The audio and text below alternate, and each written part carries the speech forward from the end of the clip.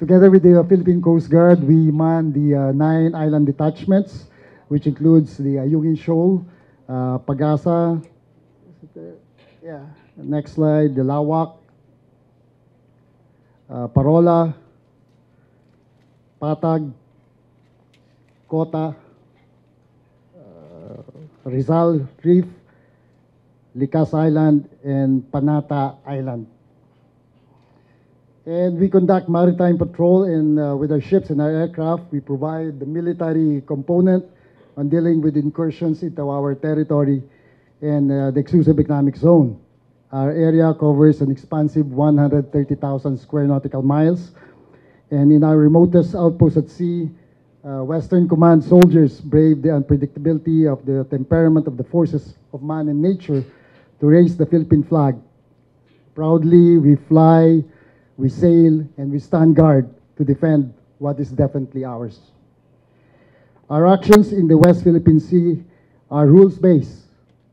Our mandate is to protect and defend, but more importantly, to keep the peace so that economic activities, international trade, and travel may carry on and ensure stability and economic prosperity. As a frontliner in enforcing the 2016 arbitral ruling, let me assure the Filipino people that the AFP Western Command is the dominant force in protecting every inch of our territory and the reaches in our exclusive economic zone. We are heartened by the solid fact that the decision is now part of international law, is recognized by the international community, and has become the basis for policies and actions in the West Philippine Sea. Thus, we are on the right here. We are the one with our neighbors and allies in enforcing a rules-based order so that peace and order, freedom of navigation, trade and commerce, and the gifts of nature will continue to flourish, to be enjoyed by all future generations.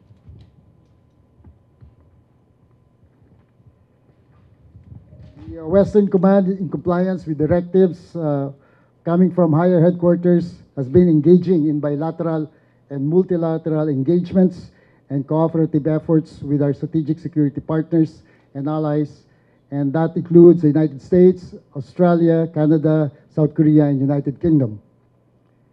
The United States stands firm in its ironclad commitment to our alliance as we face new and continuing challenges. U.S. forces have frequented our area for security engagements and bilateral cooperation. U.S. Navy and Coast Guard ships have made port visits in Palawan and have exercised freedom of navigation, conducted maritime exercise, and is well positioned to render humanitarian assistance and disaster response. And troops from Australia, South Korea, and the United Kingdom have also participated in Pacific Partnership activities and the Balikatan exercises. We are very happy that our bilateral relations with Australia has deepened through time. Next to the United States, Australia is the second largest donor and partner in enhancing our defense capabilities. The signing of the Philippine-Australia Memorandum of Agreement on cooperative activities in 1995 provided a framework to further develop our relationships in the field of defense by undertaking mutually beneficial activities aimed at enhancing our two nations' defense capacity. These would include joint exercises and bilateral patrols. And recently, we have concluded the Indo-Pacific Endeavor, ALON, exercise, and ALON stands for Amphibious Landing Operations, with the end state of enhancing bilateral interoperability, rehearsing territorial defense, and island maneuverable operations and subject matter expert exchange. Australia is the second country after the United States to commit to joint patrols with the Philippines in the West Philippine Sea. I can recall when I was the logistics head of the Navy as N4 in 2015, the Navy received from the government of Australia 2 landing craft heavy. We renamed them BRP Ivatan and BRP Batak. Then 3 more Balikpapan class landing heavy craft heavy were later added to the Philippine Navy's inventory.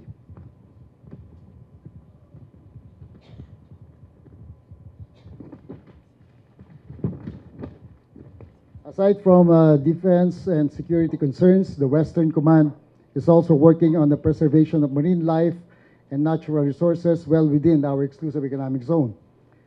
This is perfect for our opportunity to partner with Australia. As I understand, the Philippines was one of the first to sign the Treaty on Marine Biodiversity of Areas Beyond National Jurisdiction at the sidelines of the recent UN General Assembly in New York. After the AUP reports changes in the quality of marine life in our areas of responsibility, we would very much like to help our experts do their task of studying, researching, and finding ways to preserve and protect marine biodiversity. We need the experts from the Bureau of Fisheries and perhaps the DNR, the UPMSI, and other similar institutions. I am bringing this up because of Australia's effort to conserve and preserve coral reefs. Perhaps this is one undertaking that our experts and scientists and the AFP can work together. This is an option. As the marine ecosystem in the West Philippine Sea affects not just the food chain and food source of the Philippines, but also of many countries, then it would be wise to put all of our expertise together to find solutions to this very grave problem of marine life destruction and degradation.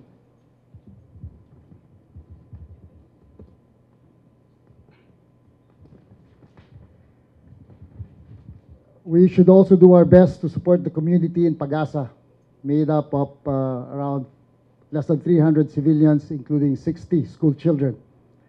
We need to develop the facilities there to create a healthy, vibrant community. And for a start, we have provided internet service so that the school children can make use of technology for education. We have to make Pagasa accessible, livable, and conducive for habitation and migration, commerce, trade, and even tourism. The local government there really needs our help. The national government, the citizenry, and the private sector must do all it can to encourage our people to stay there and stake our claim of Pagasa. On their own, they have started celebrating their fiesta to instill a sense of community among residents, but there's so much to be desired. They need a good water system, electrification, water disposal system, livelihood, good roads and transportation, and all kinds of amenities. So I hope that other than defense and security, you should also look at Pagasa as a community of Filipinos. Even if they live so far away from us, we cannot let them live in isolation. And I'll stop from there. Yeah, thank you.